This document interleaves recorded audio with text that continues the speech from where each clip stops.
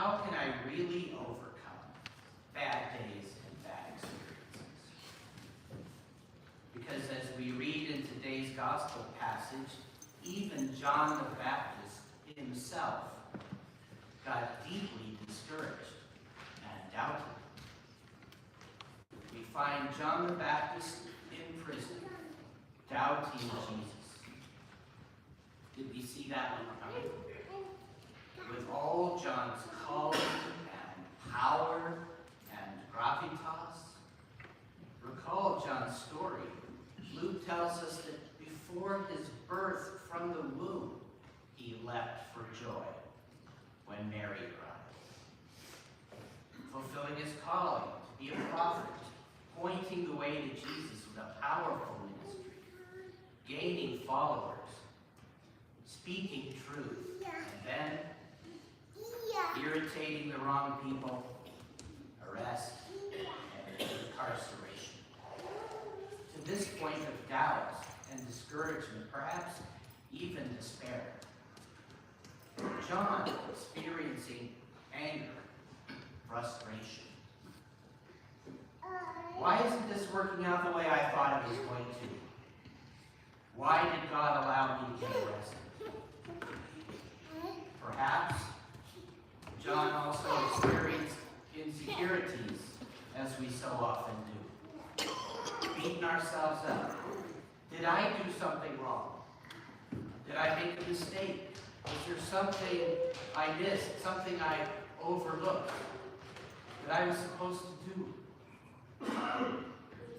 If this can happen to John, it can happen to us. Like John, when things don't go our way, or even just differently than we planned, our disappointment and the hurt that goes with it can block us from seeing how God is working, block us from being open to change our preconceived ideas. We get angry, afraid, and doubtful in that new territory. Why? Because we like being in control of our lives, don't we? We don't really want our personal plans and our preconceived notions to be deviated from, even by God. So John doubts and asks Jesus if he's really the one. And Jesus responds to John, "Yes, I am the one. Yes, I am working. See all that I'm doing. I'm fulfilling Isaiah's prophecy. It's just not the way John wanted it to go, or thought it would go." Jesus has far bigger fish to fry, far more important tasks to accomplish than fixing the messed up politics of his day, kicking the Romans out, etc., replacing a Roman jerk with a different jerk. Something far greater. He came to defeat humanity's ultimate enemies, the enemies of sin and death, and to transform each one of us into his image, more and more like Christ. I'm reminded of that classic Hollywood Christmas movie, It's a Wonderful Life, with Jimmy Stewart. Many of us know it and love it. If you haven't seen it, it'll be on TV, 167 times in the next couple weeks. And I say sorry now about the spoiler alert.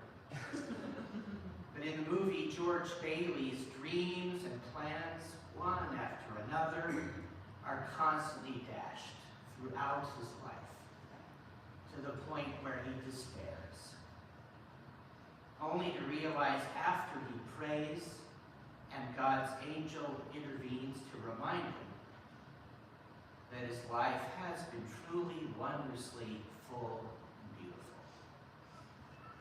I like to think that George's lost dreams never again stung his heart so sharply once he experienced the joy of all that he did have.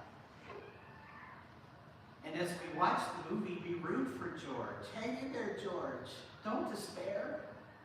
Everything's going to be okay, George. But do we do the same for ourselves? I invite us all this Advent, as we wait the fulfillment of God's promises, to trust God as our first reaction when a hope is unfulfilled or a plan goes awry.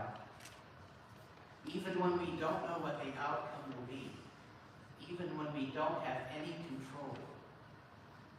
That medical diagnosis, that difficult boss, that financial problem, that family member making difficult decisions. In those situations, to take our fear, our anger, frustrations to God, and see God open our hearts and minds to new hope and new possibilities. With that transformation comes joy, knowing and trusting that our God who loves us is in control and holds us in his hands. Because when our dreams are shattered, God is at work. When our dreams are shattered, God is with us.